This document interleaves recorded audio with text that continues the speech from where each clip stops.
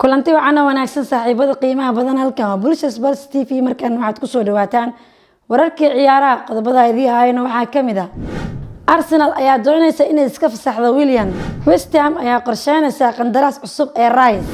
Klopp ayaa cirsanaya saxiixa Eduardo AC Milan ayaa diiradda saartay dalabka Ziyech Newcastle ayaa doonaysa dalabka Andre Belotti intaasi waxay ayaan qodobadii warka haatan ku soo dhawaada isagoo faahfaahsan Arsenal ayaa doonaysa inay iska fasaxdo Willian ciyaaryahankii hore ee kooxda Chelsea ayaa ku dhow inuu isaga tago kooxdiisa xilli ciyaareedkan Arsenal ayaa diyaar u ah inay iska fasaxdo Willian kadib sanad ciyaareedkiisii ugu xumaaya garoonka Emirates Stadium sida ay qortay The Mirror Willian ayaa ku guuldareystay inuu muujiyo qab ciyaareedkiisa tan iyo markii uu ka soo dhaqaaqay kooxdiisii hore ee Chelsea iyadoo Arsenal ay ka maqnayd kubadda cagta Yurub gabi ahaanba xilli ciyaareedkii hore 33 jirkan waxaa laga yaabaa inuu goor hore ka tago kooxda inkastoo uu 2 sano uga harsan tahay qandaraaska uu kula joogo kooxdiisa Arsenal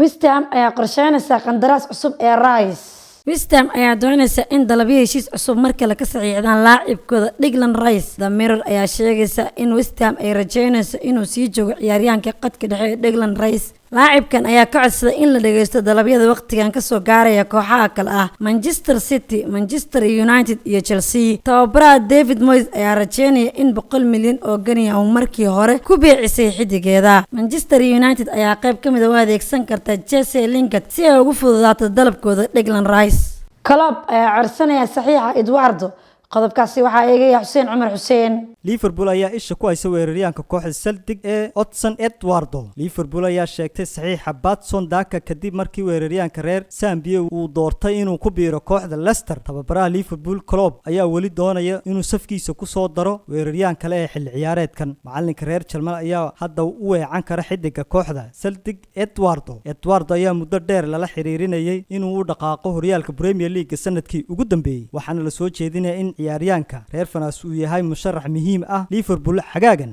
AC Milan ayaa diiradda saartay dalabka Ziyech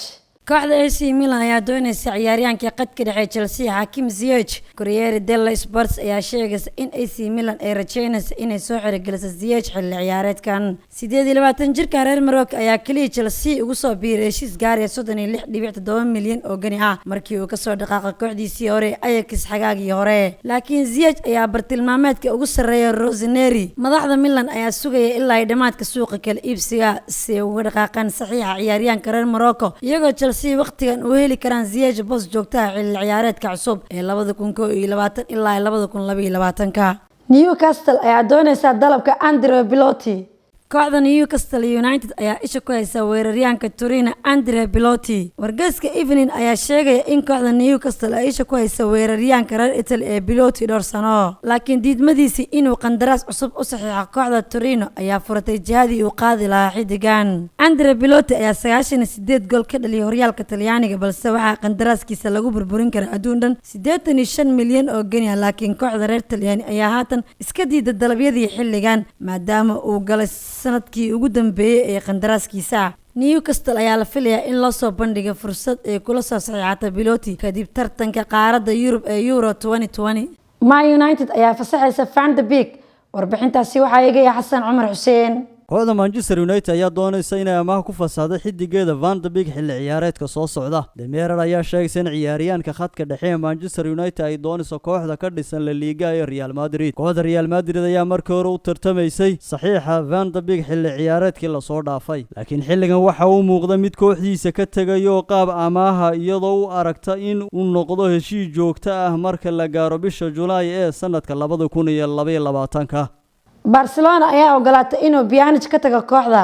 Barcelona ayaa si aad ugu baahan inay ciyaartoy ka dirto garoonkeeda xilli ciyaareedkan kooxda ay doonaysa inay u dhaqaaqdo dhowr ciyaartoy oo inta lagu gudo jiro suuqa kala iibsiga sida laga soo xigtay Mundo Deportivo Pjanic ayaa loo sheegay talaadadii la soo dhaafay inuu ka tagi karo kooxda ka tagista Pjanic ayaa xor noqon doonta waqtigan laacibka reer Bosnia kuma jiro qorshayaasha macalinka kooxda Barcelona ee Ronald Koeman xilli ciyaareedka soo socda inkastoo ay kooxda sameysay soo jeedinta dana wargeyska Mark ayaa ogaaday in Pjanic weli aqbalin dalabkaasi ujeedkiisuna yahay ka tagista kooxda waqtigan laakiin Pjanic ayaa doonaya inuu sii joogo kooxdiisa Barcelona xilli ciyaareedka dambe inta ku soo gabagabeynaa wararkii ciyaaraha Bulsha Sports TV anigoo Munac Ismaan waxaa idinkaga tegaynaa sidaas iyo nabadgelyo.